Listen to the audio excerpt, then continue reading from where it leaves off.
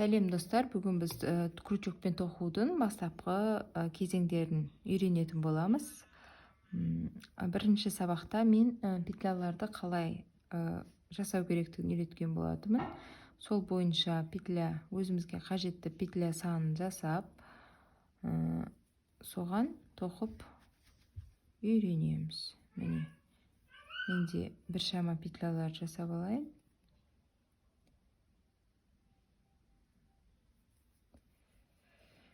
Міне, петля осылайынан өрілген тәрізді болып көрінеді бізге, осылайынан өрген. Енді столбик без накида тоқитын боламын. Ол үшін әр қатарда біз көтерілер алдында бір воздушный петля без накидада, ал с накидада 2-3 воздушный петлямен жүреміз. Енді менде без накида болғандықтан мен бір воздушный петля тоқимын. Келесі мен үшінші өрілген жіпке кіремін. Оны кез келген жерден алмаймыз. Міне өрілген бетін теріс қаратып, әдемі көріну үшін теріс қаратып, міне осылайынан бізде төбешік болып жіптер тұр, соларды ғана іліп аламыз. Міне мен үшіншісіне кіргіземін. Мына воздушный жаңағы тоққанымыз артық біреуі болады.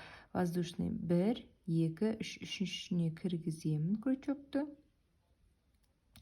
Үшіншісіне кіргізіп, осыдан бір петля шығарамын. Міне 2 петля болды, 2 петлядан бір петля шығарамын.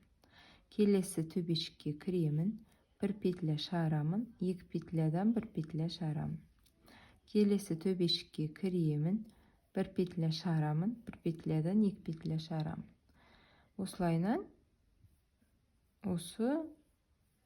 тоқып кете береміз. Бұл бізде петля без накида деп аталады. Оның тоқылғаннан кейінгі осылайынан көрінісі осылай болады. Енді осы қатарды аяқтап, келесі с одним накидам көрсететін боламын. Бұл бізде без накида.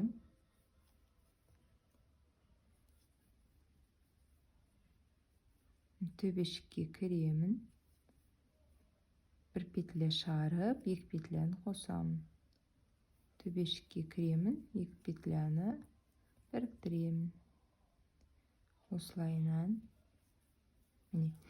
Бізде мына бетінен де өрілген болып, әдем көрінеді, егер біз төбешікпен жұмыс жасайтын болсақ. Ал егерде біз кез келген осылайынан кіргізіп, қалай кіріп тұр, солайынан алатын болсақ, ол кезде бізде шамалы көрінісі бұзылады осылайынан болып. Сондықтан біз тек қана төбешіктегі бір жіпті ғана аламыз. Міне. Соңғысын тоқып жатырмын. Міне. Келесі қатар с одним накидам тоқимын. Келесі қатар. Міне с одним накидамның қатарын тоқу басында біз 3 воздушный петля аламыз. 1, 2, 3. Бұл бізде бір столбикке уже жүреді, бір столбик болып саналады. Сондықтан мен бірінші петляға тимеймін. Накид деген өзі осылайынан ілініп алатын жіпті біз накид деп айтамыз. Егер с одним накидам болатын болса, 1 рет ілеміз. Двумя накидамен болатын болса, 2 рет ілеміз. Тремя болатын болса, 3-еуінен осылайынан осының барлығы накид болып саналады. Сондықтан қазір мен сізге бір накидпен көрсетемін. Міне бір накид іліп аламын. Бірінші петляға кірмеймін, өйткені оның үстінде уже бір столбик тұр. Екінші петляға екеуін аламын, осы өрілген толықтай аламын. 2 жіп тұрады міне бізде. Соған кіріп, одан бір петля шығарамын. Сонымен 3 петля болады менде накидпен бірге.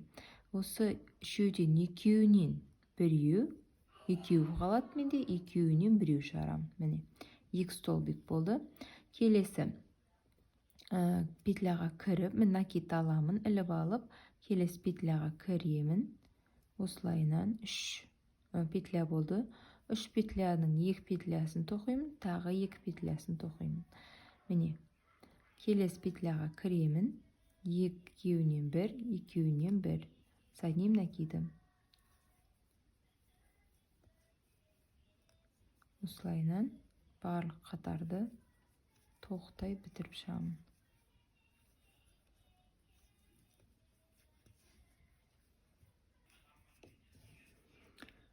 келесі двумя накидами. Оған мен уже 4 воздушный петля тоқимын. 1, 2, 3, 4. Келесі 2 накид ілемін. Бірінші петляға тимейін, екінші петляға крючокты кіргіземін. Одан бір петля шығарып, менде мені 4 осылайынан 4 жіп тұр. Осы екеуінен 1, екеуінен 1, мына екеуінен біреуін шығарамын. 2 накид тағы ілемін. Келесіге кіргіземін. Одан 1 петля шығарып, 2 петлядан 1 петля, 2 петлядан біріктіріп 1 петля, осылайынан жалғастырып тоқи беретін боламын. Бұл жерде без накидада бізде кішкене ғана биіктікке көтеріледі. С одним накидамда 1 сантиметр жобасында, ал с двумя накидамда ол уже биіктей береді. Осылайынан накид көбейген сайын ол бірігеді, бірақ олардың арасы осылайынан ашық болады, үлкейген сайын ашық болады. Ал без накидада тығыз тоқылады. Сондықтан біздің тоқып жатқан бұйымымызға байланысты накидті да санын белгілейтін боламыз. Егер бізге қатты болу керек болатын болса, конечно, ол кезде без накида тоқимыз. Ал егер бос болатын болса, шарфтар мысалға да, сол кезде накидтар қосып отырып тоқсақ болады.